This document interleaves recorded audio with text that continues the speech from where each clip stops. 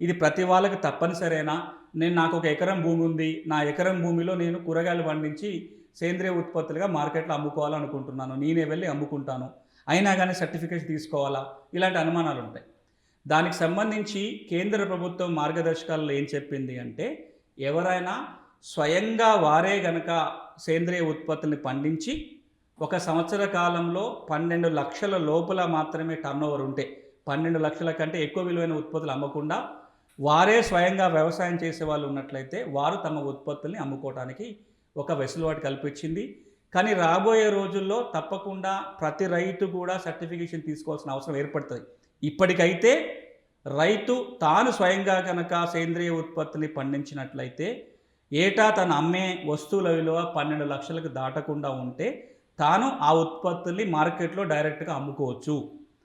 ఆ వెసులుబాటు ఎంతకాలం ఉంటుందో మనకు తెలియదు. కానీ దీర్ఘకాలికంగా మాత్రం ఇంతకుముందు వరకు నేను చెప్పుకుంటూ వచ్చిన పద్ధతి ప్రకారం సర్టిఫికేషన్ తీసుకొని అమ్ముకోవటమే చేయాలి. అట్లా లేకపోతే ఇబ్బందులొచ్చే అవకాశం ఉంది.